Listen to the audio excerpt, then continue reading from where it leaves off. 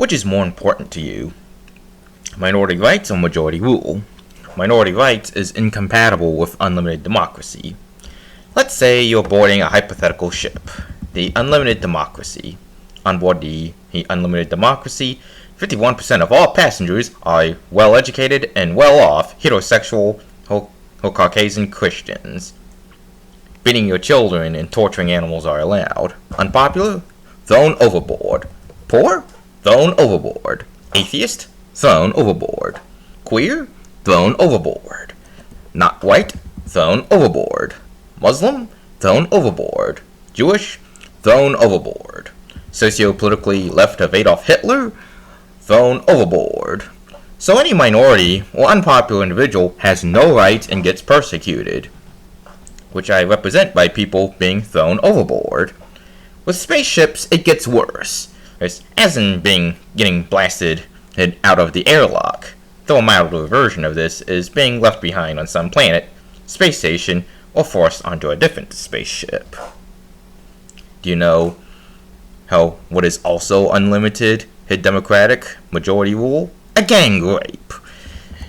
Do you see what can happen if there is an unlimited democracy with no constitution and rules to regulate it? Now, contrast that with the constitutional liberty. Anyone who beats children or tortures animals will automatically get locked in the brig, onboard jail, and handed over to the appropriate government authorities as soon as possible. Unpopular? Get to stay on like any other passenger. Poor? Get to stay on like any other passenger. Atheist? Get to stay on like any other passenger. Queer? Get to stay on like any other passenger. Not white? Get to stay on like any other passenger. Muslim? Get to stay on like any other passenger. Jewish? Get to stay on like any other passenger. Socio-politically left of Adolf Hitler? Get to stay on like any other passenger. Should we allow 51% of the population to own and enslave 49% of the population? How about 100% minus 1 of the population owning and enslaving you?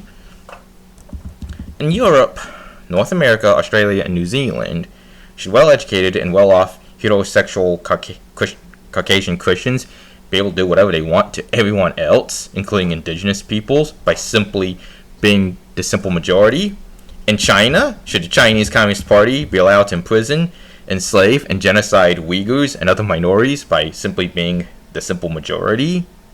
In Israel and Palestine, should Israelis do whatever they want to the Palestinians, and everyone else is not both Jewish and Zionist by simply being the simple majority? I can go on forever. We've seen this plenty of times, one group conquering and subjugating the other. And lacking a strong constitution makes it even easier for one-party rule, dictatorships, and authoritarianism to happen.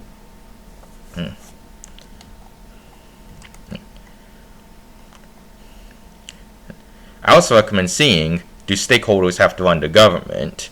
And another 7 taboo questions about history and society by What a Fault Hist.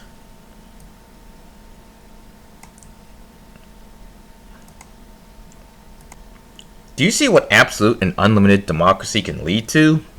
The implication that anyone who doesn't support absolute and unlimited democracy supports fascism, oligarchy, and autocracy is a complete and total false dichotomy, and mob rule, being unpopular or in the minority, would be indistinguishable from fascism. Remember that Hitler and the National Socialists were democratically put into power in Germany. Also, a reason why we have representative government and little to no direct democracy is the issue of merit, or more precisely, the lack of merit. If you're on a ship, should the people who are merely the most popular be the captain and officers, or should the people who are the most competent about being nautical officers should be the officers and captain? If you're riding on a plane, should everyone take turns being the pilot? Or should the individual who is the most competent pilot be the pilot? Would you want to hold a popularity contest on who gets to be your dentist, doctor, or surgeon? This is why we don't see democracy in business, utility services, his health service, his emergency medical / ambulance service, the fire service, his law enforcement, or the military. Democracy is merely majority rule, not meritocracy. The market is closer to meritocracy. The automobile market is completely dominated by privately owned and operated car makers. Now, when we look at command economies, despite German culture's success in quality manufacturing and engineering, East Germany's automotive industry was so bad that government officials imported cars from the Soviet Union and even the mixed market economy West, specifically brands such as Volvo and Citroën.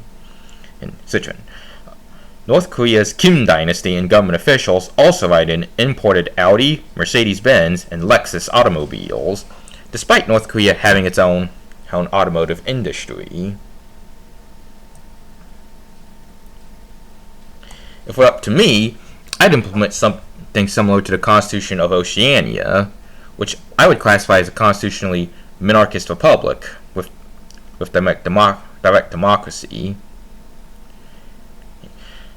While I find it to be very idealistic, I feel like it was optimized for an artificial island country, it still does have some flexibility, with the ability to change with a strong majority through referendum, if doing so is vital. Use the key Alt plus F4, or insert 95%, 80%, and 60% for examples.